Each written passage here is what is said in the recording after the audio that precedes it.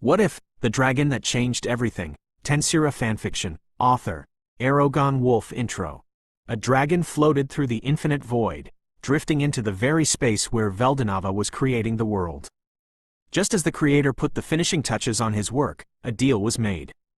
Seals were placed, and a new world awaited exploration. Eons later, a certain slime and his manas began to examine the void itself. Ciel discovered a mysterious door that Veldonava had sealed shut, viewing it as a challenge to overcome. However, unknown to her, the world beyond that door holds a power even stronger than her master. What chaos will be unleashed when the gate is finally opened? Prologue. On a night where a full moon shattered in the upper atmosphere, slowly reforming back into place, a city of 15 million people bustled below. It was a place containing many races, including humans, demi-humans, and monsters. In a Japanese-style house, a person sat holding their hand towards the sky, as if he were moving the scattered pieces of the moon back together. He wore a black kimono with a dark purple sash. His silver-white hair was so long it would trail on the ground if he stood. His eyes looked like galaxies, filled with stars. "Repairing the damage?" asked a voice from behind him. "You know, Ciel and I can do that." "I know," said the man, "but I feel responsible for it. After all, you two asked me to show my full power in one attack, Rimuru." "Hey, I didn't believe you when you said you had enough power to nearly destroy the planet, Aragon," said Rimuru. Ciel's voice echoed in their minds. "Notice, at your first encounter with him, I told you he was 5 times stronger than you." "Stop being mean to him, Ciel," said Aragon. They both instinctually flinched, forgetting he could hear the internal voice too. "I mean, you didn't realize my power when you broke through my door all those years ago. That was what, 50 years after your great war." "True," said Rimuru. "Oh, I have been meaning to ask, what is your title anyways?" "Like how mine is Chaos Creator." Aragon pondered for a few minutes and responded, "I don't have one yet. The world is still trying to come up with skills and abilities to contain my powers. But I do know, from my old world, I was called a dimensional dragon. One of the strongest types. I mean, I was called many things," he continued. "I was once called a hero, prince, king, honest, traitor, an outcast, murderer, liar, war criminal, a fighter." He paused again. "Now, I'm none of them." He looked at Rimuru. "Now I'm just getting used to this world, and hoping my allies get used to it too." "So true," Rimuru responded. As Aragon walked away to his assigned room to rest, Rimuru thought, "Hey Ciel, how much has his power been analyzed since he got here?" "Answer," responded Ciel, "only 85%. "Damn," responded Rimuru. "Shall I recall your first meeting with him?" asked Ciel. "Yes," said Rimuru. In Aragon's room, which was styled like the rest of the house but featured a large bed resembling a mound of cloth, Aragon lay down. "Rosaline, how is locating the souls going?" said Aragon. A person who looked just like him appeared. The only difference was her reddish eyes and dark silver hair. "Yes," she responded. "Around 252 have been located. They have begun to shift to this world. That will be complete in 30 years. With the exception of your parents' souls, as they requested, the others will have their memories intact." "Good," affirmed Aragon. "We have been in this world for a long time, haven't we?" "Since the beginning, I would say." "Yes, Master," she responded, "even though Veldonava allowed us to be here after you destroyed your old world." "True," said Aragon, "and I have enjoyed every moment of it, watching this world grow and advance. I disliked how the angels were mindless, though. Do you wish to change that?" asked Rosaline. "No," snapped Aragon. "That would change many things." "Very well," said Rosaline as she returned back into Aragon. Narrator voice. Current status. Name, ErogonWolf Spain. Race, True Dragon. EP, over 43 million. Patronage, Aragon's Affection. Title, Dimension's Guardian.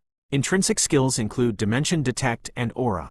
Ultimate skills include Equinox, the Origin Series, Throne of Heroes, and Gate of Beasts. Chapter 1. Encounter between Dragons. Within the void, before the final touches of the central world and Veldonava entering it, he sensed a presence he did not expect. "So, who are you?" he said as he looked at a fellow dragon with a blackened body and many pairs of wings. As the dragon opened his eyes, Veldonava realized that this being was almost as strong, or perhaps stronger, than anyone currently in the worlds he created. The dragon in question had a pair of wings for each elemental ability, wings that felt like water, fire, wind, and earth. The other wings held concepts within them, like time, space, light, and darkness. 6 pairs of wings in total. I could ask you the same thing. I was resting quietly here and at Fae. The dragon paused as he opened one of his eyes, seeing his surroundings with interest. I stand corrected. I may have wandered into your dimension on a whim. My name is ErogonWolf. And yours? Veldonava, he responded. And how did you know I had a name? As Aragon began to move his body, Veldonava realized that Aragon was around twice his size. In the world I created then destroyed, said Aragon, it was quite often that monsters and other beings had names. Also, the voice in my head told me. I think you call it a manas. When Veldonava heard Aragon's words, a cold chill grew on his back. He realized he was speaking to another god around his level. Are you here to destroy what I just made? He prepared a battle stance, knowing he might have no chance. No, Aragon quickly responded. I have a better idea. Since you are a new god, I will simply help you, and seal myself away on one of the worlds so I can relive my boredom. Veldonava was shocked. You're stronger than me, so why seal yourself away? It's simple, Aragon continued. I harbor many souls within me that are giving me more power than my body can handle. If I release the souls here and place them into your reincarnation cycle, it will lower my power to about your level. Aragon thought for a moment. Then, you can seal me on a planet. But put the location to get there in the void so my real body can recuperate. But won't you be bored there as well? Remarked Veldonava. He watched as Aragon looked at the skill system, adding a few skills of his own. Wait, Veldonava thought, what is this origin series he put in there? Oh well, they look interesting. Well, at least let me give you my protection so I can tell where your doubles are in the central world, said Veldonava. That is fine, said Aragon. Oh, what title do you want to give me? Aragon created 2 human-enhanced body doubles, one for him, and one for the voice creeping into his mind, his manas, Rosaline. System notice. Friend of the Star Dragon protection acquired. Velda thought for a moment. I don't want to give you an administrator title. That will bore you. So how about Curator of the Dimension? Aragon released thousands of souls into the cycle of reincarnation, increasing the magic in the dimension by twice the normal amount. How about my title being Dimensional Curator, but we will hide it by calling it Dimensions Guardian. He grinned. System notice. Title Dimensions Guardian acquired. Hidden title Dimensional Curator acquired. Fair enough, said Velda as he prepared the seal. Aragon looked at it. What should I set the release condition to be in case of emergency? How about instead of that, remarked Aragon. Let's have the seal be released when 4 people gain the True Demon Lord title. That way my body will be recovered enough to move around. It's your choice, said Velda. A sealed dome formed around Aragon's dragon body and was teleported into the cardinal world. Both Aragon and Rosaline's human bodies were instantly transported with Veldonava's human form to a grassy field. I forgot how taxing the void is on the human body, said Aragon, feeling a sickness from the teleport. Master, you forget the smallest things sometimes, responded Rosaline. She cast a small healing spell to fix the sickness as Velda snickered. Well, said Velda, have fun exploring this world. He paused. Hey, should I tell my siblings about you, when they're born? Do as you please, responded Aragon in an exhausted state. Chapter 2. Exploration and Determination. As Veldonava departed, Aragon began to ponder his direction. He turned on his dimensional sense. He felt many things, but it hurt his mind from the info constantly rushing in. He immediately stopped the skill. That was a bad idea, he retorted. Master, that skill would be better if I used it for now, said Rosaline, due to your body being a dragonoid at this time. I would have to agree with you on that one, said Aragon. So what have you found out about the protection and title given to us? Yes, Rosaline answered. The protection gave us the ability to control and hide your mana. And the title allows us to weave the timelines together for a better outcome. But I digress. We should not interfere too much. True. If I interfere like that it will be the same as using the omnipotent skill, said Aragon, and that would bore me. He laid down in the field and closed his eyes to take stock of his abilities. He froze. Rosaline, said Aragon, slightly startled. "Where are all of my skills?" "Sorry, Master. The only skills you have from your allies are the immortality and eternal skills from the green-haired girl," Rosaline sighed. "It happened when you released all those souls into the cycle of reincarnation. It included your allies in the release." "Damn it," said Aragon. "Well, at least I still have my original skills. And the dragon change no longer has a need for myself." A green orb formed in his hand and shattered. He paused. "At least my hunch was right. This world can handle my real power." "But Master, what should we do now that you know about your allies' souls missing?" asked Rosaline. "Nothing," Aragon responded. "We will find them slowly. If they're having a hard time, we will awaken them to their old selves. They will be pissed, but I expected that." Aragon closed his eyes again. "Now let's see. What is the first big event? And if you want, Rosaline, you can locate them." "Yes, Master." Within both the heavens and hells, both the primordial angels and demons sensed a power comparable to their creator for a moment, and then it disappeared just as quickly. "Well, that was interesting," said a man with red hair sitting on a throne in hell. "That power felt similar but also older. Man, I can't wait to be summoned." The man in question was Rouge, the red primordial. "Is it a power that can harm the world?" said a man looking down from heaven. "No, it felt like it came at the same time as our creator, so we will let it be." This was Feldway, the leader of the primordial angels. After a few hours, Aragon opened his eyes. "Well, the first event that caught my eye is the summoning of a demon to the north." "Really?" said Rosaline. "And I have been able to only locate 2 to 3 souls of our allies that are active at the moment. They seem to be in the north." "Whose is it?" responded Aragon. "Shayna's," she answered. "That would mean that the 3 souls you sense are close to each other?" "Yes, but her soul is the strongest presence felt." "Then the other 3 are there," said Aragon. "Well, I should summon them along the way there." "And how long will that take?" 1 month, responded Rosaline. "Good."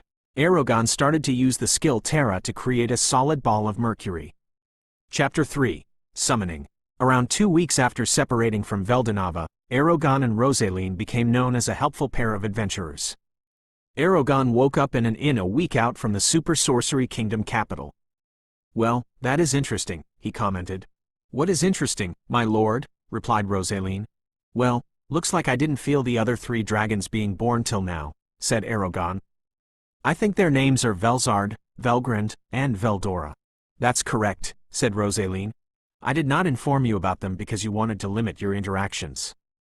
And she looked around the room at 4 large barrels. "Do you think you have enough mercury?" "Well, now I do," said Aragon. "You forget, I am doing a majority of them in one go." He put the barrels in his storage skill. "There are 13 of them including the beast class." "So, you figured out the chant you want to use then," responded Rosaline, counting some coins. "By the way, how long till that demon gets summoned?" "About 2 weeks, give or take," said Aragon. "We're cutting it a little close for getting Shayna and the others." "True," sighed Rosaline. "But Master, are you sure this is the right route we should take?" Aragon raised an eyebrow. "I mean, I have confirmed that both Hecate and Alistair are in the town, but this kingdom would have detected their strong souls by now." "Most likely," said Aragon. "That's why I have to summon the servants as soon as we leave town and out of people's prying eyes." "So that demon is still watching us?" "Yeah, it's a bother, but they only do so while we're in towns," said Aragon as he left the room with his weapon, a black katana with dragon motifs. "Right," said Rosaline, collecting a tome so they could pose as a swordsman and a mage. Meanwhile, within the Super Sorcery Kingdom dungeons, a girl with red hair and sunken eyes sat chained to the wall. The cell opened and a pudgy man with a snobbish attitude walked in. He had green hair and wore noble attire. He grabbed the girl's face. "You know, miss, you are still good-looking even a month in here," the man sneered, "and yet you still refuse to become my servant." "Go to hell," she said, spitting in his face. "You know," he said, wiping the spit off before punching her in the stomach, "I love breaking the spirit of high-ranking mages like you." "Head mage, you called," said a mage in an ornate robe. "Make sure tonight's punishment for this one is better than yesterday's," said the noble. "Yes, my lord," said the mage, bowing as the noble left. "I do feel bad for her," said one of the prison guards. "Nothing we can do about it," said another. Just be glad she isn't one of the selected sacrifices for the summoning in a few weeks. True, responded the guard. The girl looked down, watching the magic around her being siphoned away. Liars, she muttered. I wish I never had this much magic in me. A few hours outside the town, Aragon and Rosaline found a clearing in the woods. Anyone following or watching us? Asked Aragon. Negative, said Rosaline. There are some insects and animals watching. I meant people, and those angels and demons. Yelled Aragon. Then no, responded Rosaline. We are in the clear. Aragon sighed. He pulled out a barrel full of mercury and started to form the magic circle. This will definitely alert Velda and that fairy I have been sensing. But master, responded Rosaline, you knew this was going to happen. True, said Aragon, then let's begin. He held his right hand out and closed his eyes. Let silver and iron be thine essence. Let stone and the Archduke of Pax be thine cornerstone. Let's raise a wall against the winds of time. Let the 4 cardinal gates close. Let the 3 forked road from the crown reach to the kingdom. Fill, fill, fill, fill, fill. Repeat 5 times, but when each is filled, destroy it. As Aragon chanted, the circles pulsed, turning from silver to a red hue with a beat like a heart. A massive amount of magicals was consumed, alerting the true dragons miles away. Heed my words. My will creates your body, and your sword my destiny. If you heed my call and obey my will and reason, then answer me. Aragon winced for a moment, then continued. Knights of betrayal and honor, servants and devotion. The 2 circles changed colors, one dark red, one blue. Child of the silver key, and the one of origins of thine system. One turned purple and gray, the other white with divine intent. I hereby swear that I shall be all the good in the world. That I shall defeat all evil in the world. 7th heaven clad in the great words of power. Come forth from the circle of binding. Guardian of scales. As Aragon concluded the chant, the circles glowed with pillars of light. As the light faded, 4 people kneeled inside. We have answered your summons. Master, they said in unison. 4 crests formed on Aragon's right arm. Aragon staggered. I think that is enough summoning for today. You 4 nearly drained me. Well, what do you expect, master? Said one of the knights, removing her helmet. Us 4 are some of your strongest servants. She was in her teens, standing about 5 feet tall in red ornate armor. But man, master, why did you make us have physical bodies? Enough sab, the other knight began, but was stopped by Aragon. You don't have to use the class system, Arthur, said Aragon. This world doesn't have it. And to answer your question, Mordred, it seems I pulled your full legend's self out from the throne. He pointed to Arthur's lance and sword. Oh, said Mordred. The other knight, Arthur Pendragon, looked older and more robust. She wielded a lance radiating holy light. Looks like the holy sword is a lot stronger now, chuckled one of the servants. True, said Arthur. I would agree with you, Irisfiel. Irisfiel wore a white ornate dress. How about you, Abby? She asked. You guys are lucky, said the girl, touching her ears. Your race didn't change in the transition to this world. I'm a bloody elf. She crouched down, pouting. She had dark purple skin and quickly changed her revealing outfit into warmer clothes. As Aragon looked everyone over, he thought, hey Rosaline, is it just me or did all their races change? Yes, master, Rosaline replied internally. Arthur became a true hero, Mordred became a sage, Irisfiel is still a homunculus but close to evolving, and Abigail changed into an elf. Damn, thought Aragon, I forgot how much of a powerhouse these 3 are. Sensing 5 people approaching at high speed, he said, "Aw man, I have some explaining to do." A few hours later, 5 people arrived flying. One was Veldonava. Yo there, Velda, said Aragon, immediately getting punched on the head by Veldonava. Don't, yo, me, responded Veldonava. How did you do that? Who are those 4? And why did you use such a huge amount of magicals? That's what I want to know, said the fairy. Well, responded Aragon, you know my skill, Throne of Heroes and Gate of Beasts. Yeah, said Velda. What about it? Any knowledge I have about a hero or a beast of humanity, I can call upon, said Aragon, gesturing to Arthur, Mordred, Irisfiel, and Abigail. The world creates a suitable form for them. The main difference here is it calls all of their legend, not just a small fragment.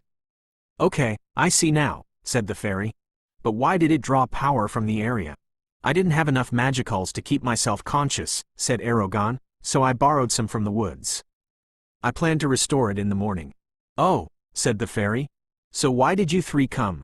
Said Aragon, looking at the three dragons. Because we wanted to, said the three together. Eldest brother told us about you, said Velzard, the one with white hair. Well, I already know your names, Velzard, Velgrand, and Veldora, said Aragon, shocking the dragons. But I don't know yours, he said, looking at the fairy. Oh, the name's Ramirez, said the fairy. Aragon, he introduced himself. Well, since the summoning was a success, I might as well restore the magicals here. He cast Nature's Blessing using 3 skills at once, Aqua, Terra, and Sylphy. The land was quickly restored, and Aragon passed out. Abigail caught him with a portal, and out of it, a shadowy appendage emerged, forming a chair for him. You don't have to worry, Creator God, said Abby. I have control over my powers, so no corruption will occur. Velda nodded. Well, I have to get back to my kid, said Velda, taking off. The other dragons followed.